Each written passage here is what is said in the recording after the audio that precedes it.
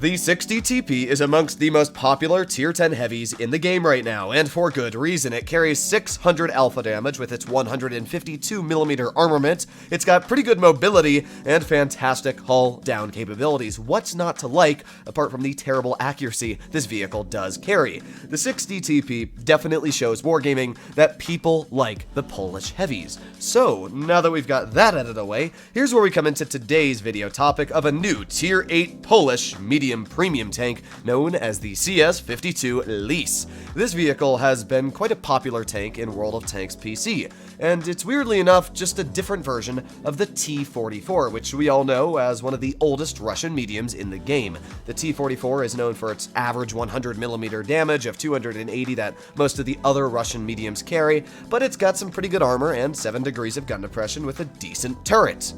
When we take a look at vehicles like the 60 TP or the 50 TP, it is quite easy to tell that these are just Soviet-era vehicles that they have either gotten the blueprints or paid for, that then they have changed in their own ways to either modify or work in their own environments. And that's definitely the case for the CS-52.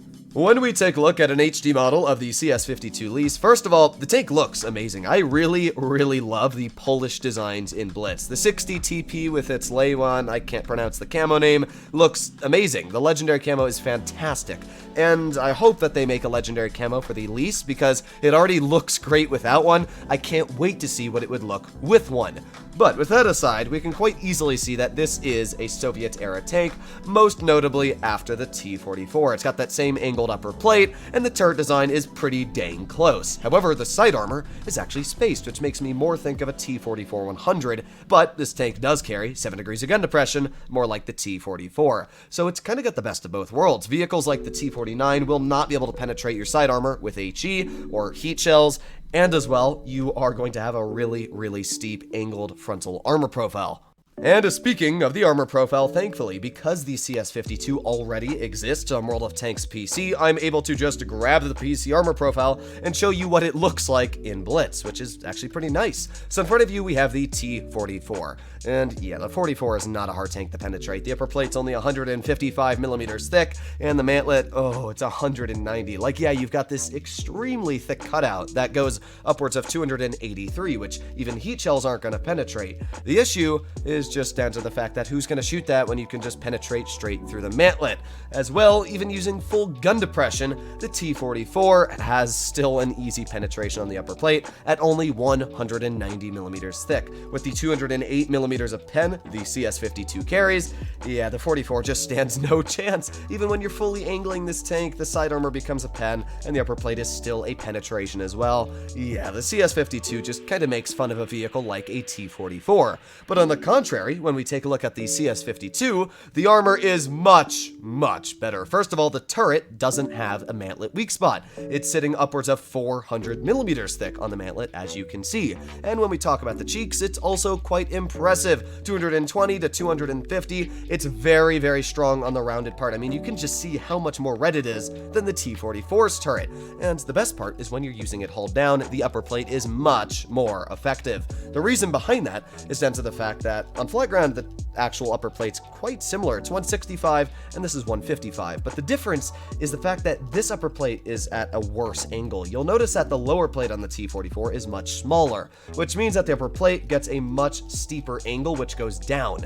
If you compare that to the CS, because the upper plate is smaller and the lower plate is larger, the upper plate is on a steeper angle upwards. So it's much better for the CS-52 because all you have to do is use the 7 degrees of gun depression, hide that lower plate, and I mean, good luck penetrating this vehicle because that is not going to be an easy penetration. But yeah, that's the big advantage for the CS-52 is the fact that its armor is just way better hull down than the T-44. The crazier part about this armor profile is even if we pull out a tank like the K91 version 2 that shoots 290mm of heat pen rounds, it still can't penetrate the upper plate that is over 311 thick. And you might be like, well, just shoot the side armor at this point. Well, the side armor actually has spaced on it, so you're gonna have to cut through that spaced armor if you want to penetrate the side armor of the CS-52. The armor in this tank is actually quite impressive for what it is of a tier 8 T-44 knockoff, and a lot further than I thought it would actually be able to go. When it comes to the rest of the armor profile, there's really not much to talk about. The sides are okay at certain angles, you can get some nice auto ricochets, but apart from that, yeah, the sides are only about 75 millimeters thick, which means that it's going to be quite easy to penetrate. I wouldn't suggest shooting HE at the sides because we did go over the spaced, but yeah, for effective armor, it's not all too great. And the rear armor, 49 millimeters thick, even the engine deck angled is still going to be quite an easy penetration, and that's the same for the rear of the turret. So while the CS-52 has very strong frontal armor, it trades a lot of that to have not so great side armor or rear armor. This is where we get to the really exciting part of today's video and what I've really been wanting to talk about. In front of you is the CS-63, a tier 10 Polish tech tree medium tank. The CS-63 is known for one thing, because let's be honest, the turret armor at 120 is absolutely horrific, the lower plate is 120 and the upper plate's only 205. The armor on the CS is absolutely horrific. What isn't is the mobility. Now, it normally has a top speed of 55 kilometers per hour. However, if you stop the tank for 2 seconds, you can put it into a special mode called Turbo Mode, which increases its top speed to 70 kilometers per hour and gives it the best power to weight ratio for a medium in tier 10. Now, that is what I call really, really unique and exciting. I'm not sure if the CS-52 is going to get this in Blitz, because in World of Tanks PC, it does not have this special ability. But, as we know, usually Wargaming will introduce a new type of tank into the game, so that then they can advertise a new line they are introducing into the game. So it's very, very possible either the CS-52 is going to get this special turbo mode on the vehicle to introduce the new Polish tech tree that might be coming in the future, or it's just a hint that Polish tanks are coming. I do think in the future there will be a Polish tech tree medium line, because the Polish heavies are so popular, Wargaming's probably thinking, well heck, let's introduce Polish mediums. I'm not sure how that's going to work out, because especially in World of Tanks PC, the Polish medium tanks, like the CS-53, are not extremely popular. In fact, they are some of the least popular tanks in the game, because apart from that turbo mode, there's really not much going for it, and at that point, just drive a Leopard 1, which has everything over on the gun. But that is just what makes this game so exciting, is being able to use tanks for their own attributes. And I would love to see a medium tank that can go 70 kilometers per hour with a power to weight ratio of 35. Imagine CDC levels of speed in tier 10, that would be insane. So I cannot wait to see if Wargaming does plan on adding a Polish tier 10 tank line, or it's just gonna stop at the CS-52.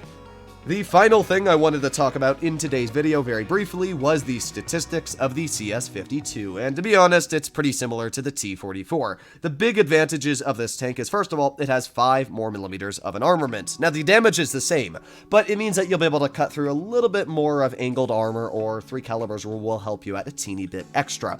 And when it comes to the penetration, it is 208 millimeters on the standard and 252 on the premium. The premium pen is pretty average for Russian 105 millimeters, 100 millimeters, but what is very nice is the fact that it carries 208 standard pen. When it comes to Blitz, Russian 100 millimeters normally sit at around 175, so I'm very excited to see this tank having much more penetration on its standard compared to your normal Russian medium tanks. DPM is very nice at 2086, you'll be able to pepper enemy opponents, and when it comes to the damage, it's the same as the T-44 on World of Tanks PC, so nothing special there. Everything else about the tank is pretty on par with the T-44, 7 degrees of gun depression, 50 kilometers per hour top speed.